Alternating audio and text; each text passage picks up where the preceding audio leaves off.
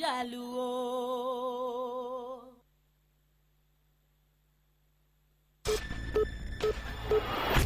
Matuch e kor gwenge gi Roda Odhiambo. Machiegni duond bura mar ODM e bade ma Nairobi County oko sirikal mondo maki kendo donjone jogo mabende ne okwalo kendo ketho mwandu jopiny e kinde ng'anyo mabende nobagi e pacho kae mano mar paro Sabasaba. E romo mar jotelo mag duond bura no kotelnegi kod jokombe mag duond bura no e bade ma Nairobi, George Aladwa kod Ochieng Jera giwacho ni sirikal onego tim nonro kendo kawo okang' machik ne jogo mabende tudo kod tim makamano. Based government and agree on the way forward. After lengthy and candid deliberations, the meeting resolves as follows: that the party strongly condemns the act of lawlessness and recent witness in the city that led to massive looting and destruction of business, public institutions, injuries to innocent citizens and loss of lives in some cases.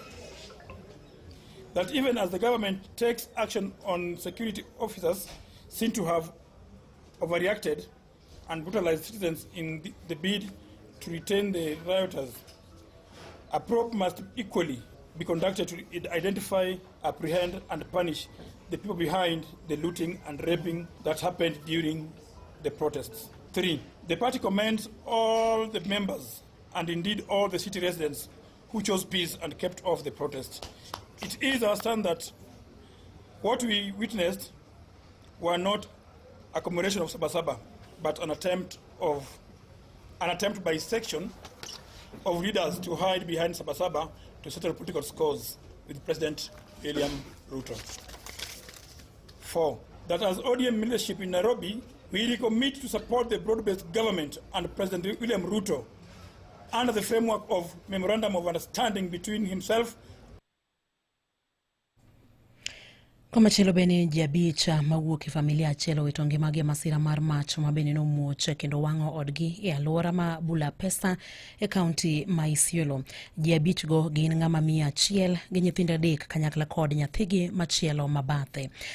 Masira mar mach no mabende ne omuoch kendo wang'o odno ichich ni miyo moro mabende chichni ne omoko majno ne jopiny orodho ma owito ngimane ka ode bende ne otia e mach ka obila koro wacho ni nonro sechak tim mar yango gima dine kel masira mar mach makamano. Komachielo bende en ni obila e sub-county Makadibo timo nonro ewi tho mar jago moro ma jagni 42 ma bende no yudo ringrene ka leo e damba mar puoth ochele e alwora ma Okana e gweng' Makolal. Jago no ma bende yang nyinge kaka Samuel Uma Okewe wachore ni ne odhi e puothe mar ochele chieng' wuok tich kendo ne orem dok pacho ka obila koro wacho ni familia mare ne mar jago no kotelnegi kod yawuote ne ochako manye tok goyo ripot e wilal mare. Kuom hawi marach ne giyudo ringre wuongi ka leo e damba mantie Obina Irrigation machiegni gi puothe mar ochele. Obila koro wacho ni ringre jago no ne ni kod ranyisi mag adhola manyiso ni ne omonje. Ringrene nosetere kar kano ringre jomotho ma otho funeral home ka obila koro timo nonro ewi gima dine kela thone. Wadhi kaunti ma Migori kama koro wayudo ni moko kuom jodak Manyatike okwedo mokalo tulo manchane omuoch e kinde nyasi moro mar choko omenda ne kanisa e Makalda Kanyarwanda Ward e sub-county Manyatike Jumapili mokalo. Kotelnegi kod Thomas Ondiek giwacho ni ok en gino makare ka tulo ne omuoch e nyasi mar kanisa nikech wechego mag siasa. Ondiek wacho ni obila onego koro tim nonro kendo kawo okang' mager machik ne jogo mabende ne omuocho tulono. Maduong' mwadagi ni koko matimore e bwo Nyatike gi Kanyarwanda marwani ok wadware kaka jomadongo ma jodongo duto ma ne obedo ka gidhi kwer nyithindo makelo koko nikech midenyo onge tich ma giyudo ma gitiyo gi chiemogo koro komigi siling moro 300 to gidhi goyo. Koro wadagi kaka jodongo ni ok chak timre.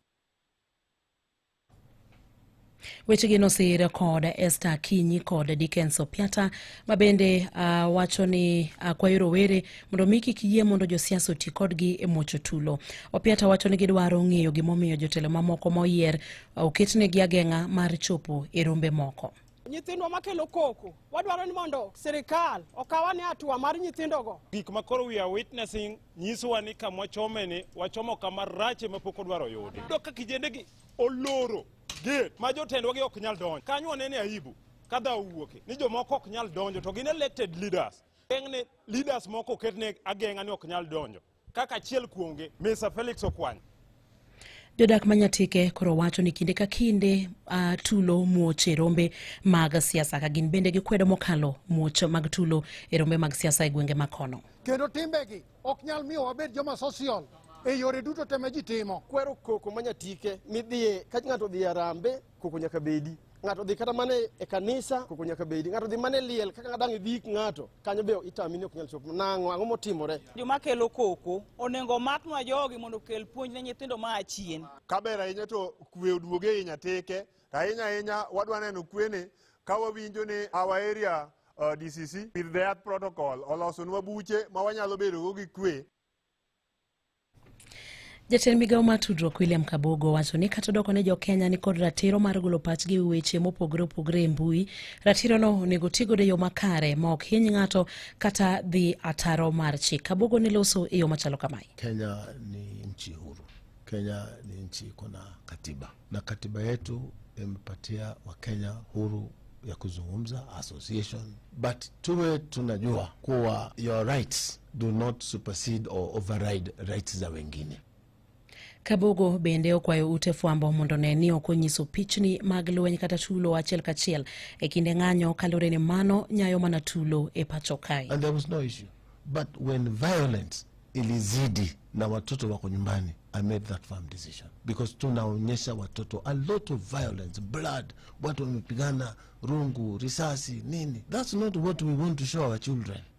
Kabogo bende wacho ni gin koda chenro mar neno ni chenro duto mag sirikal okete yor lony manyasani mar tieko mibadhi manyalo bedo e migepe mag sirikal. Tukienda digitali katika procurement, yani ununuzi wa bidhaa katika serikali, iende digitali, half the corruption it disappear. So that the greater benefit goes to Kenyans, sio kwa mifuko ya wachache.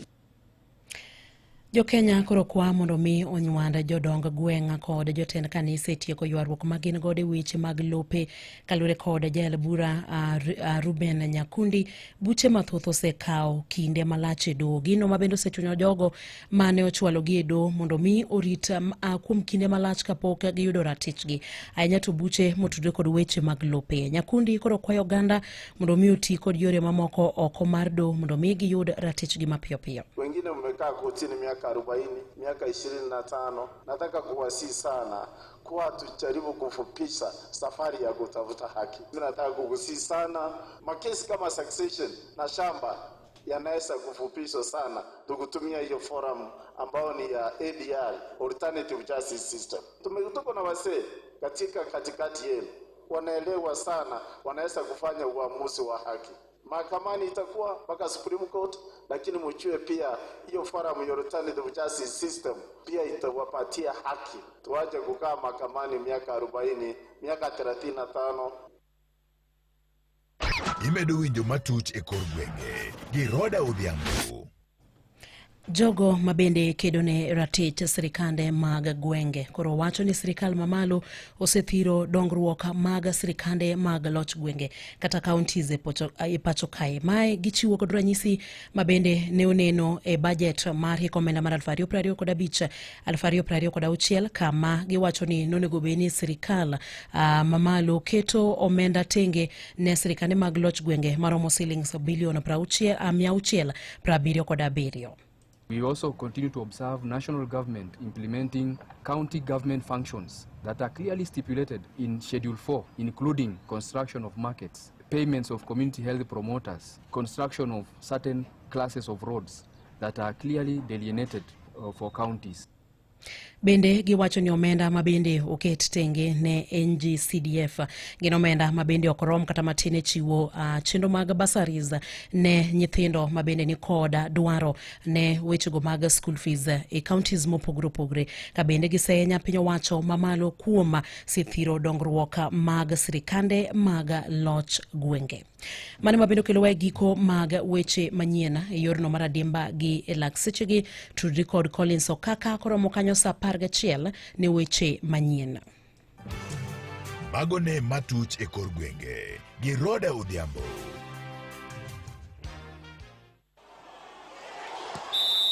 Weche tuke e Radio Ramogi. E weche mag tuke en jatugo mar tim mar Kenya mar rugby ma jotugo 15 kon gi koni Samuel Ovwamu sani koro wacho ni iye nowang' mokalo kaluwore gi rem mar Kenya yudo thuolo madhi e tuke mag Rugby World Cup ma higa 2027 tok kanologi gi tim mar Zimbabwe. Ovwamu ma bende gocho ne tim mar Menengai Oilers e pacho ka e tuke mag Kenya Cup owacho ni sani kata mane kambi mar tim ne Roma Simbas pach ji osea e tuke go eko motelo ne tugo mogik e kindgi kod Algeria.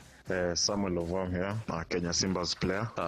It's an honor to play for Kenya Simbas and making the 28-man squad that came to Uganda. It's a good feeling representing 54 million back in Kenya, and as it has been always a dream. Unfortunately, on Sunday we didn't manage to qualify for World Cup. We lost against Zimbabwe. We had high hopes, but unfortunately things didn't go the way we expected, and it's a bad feeling to everyone. The mood is totally low, but it has already happened. There's nothing we can do about it. Ovwamu manobedo gi season maber ahinya e chak mar season mokalo ni pok tugo moramora gi Simbas nyaka nchege dhi e piny Uganda kogeno ni biro miye thuolo e tugo mogik e kind Kenya gi Algeria. If I could have gotten that chance to play, I could have played what I see, what is in front of me, remain to the track, structure, play a structure, and do my best as I always do. Unfortunately, we remaining with one game against Algeria on Saturday. Hopefully, I'm going to play, and I'll play my best as always. Kenya negeto mayudo thuolo mokwongo madhi e tuke mag World Cup ma jotugo 15 koni gi koni ka koro sani lek mari ochot gi kanyo kendo gibiro rito nyaka higa 2031. Komachielo en ni tim mar Harambee Stars nyochako ikruok margi mar laro thuolo mar okombe ma timbe 4 mag Afrika ma ugwe kuom hawi marach to kanyo logi gonde 2-1 gi tim mar Sharks Family e tugo mar osiep manyogo e paw tuke ma Kasarani Annex e boma ma Nairobi. Tim mar Sharks Family onywako kanyakla jotugo machon ma Kariobangi Sharks kendo nyegi yudo gonde magi kokalo kuom Elias Seche to gi Stefano Yugi eka gol makende ma tim mar Harambee Stars nyolo gi Austin Odhiambo. Stars osetugo tuke 3 ka giselo 1 gidhi amodhi mar 2-0 kaeto dhi ologi gonde 2 kuom achiel e campaign motelo ne tuke mag CHAN. Kenya biro gocho gi tim mar DR Congo Jumapil tarik 3. Kenya biro gocho gi DR Congo mano Jumapil kaeto tarik 3 gibiro gocho gi tim mar Angola eka bang'e gigocho gi Morocco to gi Zambia. E weche mamoko bende ni e sechegi eki modong' mana ndalo 17 kende to tuke mag CHAN chakore ayanga e pache ka Uganda to gi Tanzania. Piny ma Uganda olando nengo mogonyore mokalo mar otiko maloyo mano manche nolandi gi Kenya. E piny Uganda ibiro chulo mano omenda maromo $1 ne kar bet mapile kata regular, kama bende mano rom gi siling 129 ma Kenya. Kaeto jogo eko madwaro dhi e VIP biro chulo mana siling 258 kende ma Kenya, ka bende jogo eko ma bende dwaro dhi e VVIP biro chulo mana siling 300 kende gi 78. Kenya nche nolando nengo mar otiko ni jogo mabet kama pile chulo siling 200, kaeto VIP chulo 500 to jogo mabet e VVIP chulo siling 1000. Komachielo bende en riwruok matayo tuke mag adhula e pachoka okwa mondo med omenda magichulo tim moloyo lig maduong' ma pachoka higa ka higa. Ma en kwayo mogol gi manen kocha mar Harambee Stars Jacob Ghost Mulee ma bende wacho ni $5 mimiyo timbe ok en gima romo konyo tim noero e yo mora mora bang' tiyo gomenda mang'eny e neno ni giyudo lig. Nomedo wacho ni mana kaka riwruok matayo tuke mag adhula CAF osemedo nengo ma idhi chul timbe madhi e tuke magi, Kenya bende winjore omed nengo mare. Magi weche tuke, an Milton Ochieng'. Awinjo weche tuke e Radio Ramogi, kar chuny jaluo. Ramogi Radio Ramogi, kar chuny jaluo. Guayo Cheto.